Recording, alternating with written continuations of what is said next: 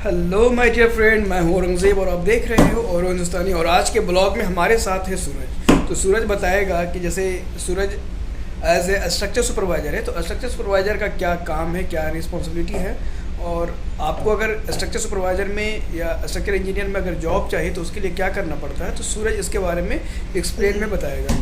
तो सूरज आप बताओ कि स्ट्रक्चर का क्या क्या काम होता है। जैसे कब अगर कोई बंदा है जो स्ट्रक्चर में एक्सपीरियंस लिए हुए है और स्ट्रक्चर फैब्रिकेशन में या इरेक्शन में काम करना चाहता है, तो उसके लिए उसको क्या करना चाहिए?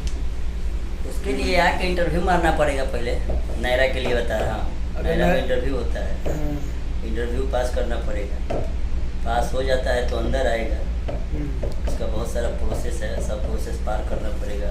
सेफ्टी मीटिंग होगा, फिर वो मेडिकल होगा, तब अंदर आएगा। उसके बाद साइड पे जाएगा तो किया होगा तो ज़रूर कर लेगा। तो अगर आप स्ट्रक्चर सुपरवाइज़र का काम करना चाहते हैं, अच्छा इसका सैलरी क्या होता है स्ट्रक्चर में? एज ए सुपरवाइज़र अगर कोई फ्रेशर लगेगा तो उसका सैलरी क्या होगा? जो फ्रेशर होगा, काम कहीं किया नहीं होगा, तो उसका यही होगा 20,000 से 22,000 तक। अच्छा, स्ट्रक्चर सुपरवाइज़र का सैलरी है 20 से 22,000। और अगर कोई बंदा है 4 से 5 साल का एक्सपीरियंस है स्ट्रक्चर में एज एग्जीक्यूशन, 30-35। अच्छा, तो मतलब 5 साल में 5-10 हज़ार बढ़ जाएगा।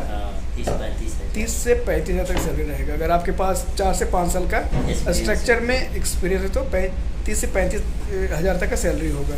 और स्ट्रक्चर में एक्चुअली काम क्या होता है कि स्ट्रक्चर में बहुत तरह का कॉलम बीम होता है, जान भी करते होगे या तो मैं बताता हूँ। जैसे बीम होता है तो उसको बोलते हैं ISMB होता है, UC होता है, UB होता है, ISA होता है। अब इसका फुल फॉर्म होता है Indian standard metric channel, Indian standard angle या यूनिवर्सल कॉलम। उसी को अकॉर्डिंग टू ड्राइंग क्या होता है फैब्रिकेशन करना पड़ता है। और ये स्ट्रक्चर का एक्चुअली यूज़ जो होता है ना, वो प्लांट में या फिर रिफाइनरी हो या फिर कोई पेट्रोकेमिकल्स हो, उसमें पाइप रेक भी यूज होता है, पाइप जाने के लिए होता है, या फिर कोई भी इक्विपमेंट को सेट के लिए होता है, को इक्विपमेंट को उस पर मतलब शिफ्ट करने के लिए भी स्ट्रक्चर का यूज होता है। तो रिफाइनरी पूरा जो है ना स्ट्रक्चर पे ही लगभग खड़ा होता है, तो स्ट्रक्चर का ये यूज़ होता है।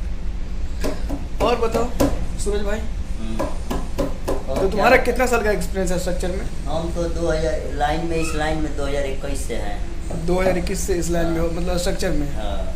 और मैं देख भी रहा हूँ जैसे 2022 में मैं उसमें PP में काम कर रहा था, तब से हो। तो अगर कोई भी बंदा स्ट्रक्चर का एक्सपीरियंस है तो आप हमारा वीडियो पे कमेंट करके बता सकते हैं, या फिर जॉब चाहिए, जॉब से रिलेटेड मैं आपको बताऊंगा कहाँ पे वैकेंसी है। तो स्ट्रक्चर का यहाँ पे काम चल रहा है नायरा के अंदर, ये है जामनगर में। और यहाँ पे एक प्रोजेक्ट चल रहा है, एक प्रोजेक्ट नहीं 2-3 प्रोजेक्ट यहाँ पे चल रहा है नायरा के अंदर ही। जैसे एक चल रहा है DPO करके, और एक है DCU करके उसमें है, और बहुत सारा प्रोजेक्ट यहाँ पे चल रहा है। तो अगर आप इंटरेस्टेड हो और आप स्ट्रक्चर में काम करना चाहते हो, और स्ट्रक्चर के बारे में मैं डिटेल्स आपको बताऊंगा, जैसे इसका ड्राइंग होगा, कैसे काम करते हैं, क्या क्या काम होता है, तो उसके बारे में मैं एक्सप्लेन करके बताऊंगा। तो आपको हमारा वीडियो कैसा लगा कमेंट करके बताएं और चैनल को सब्सक्राइब करें।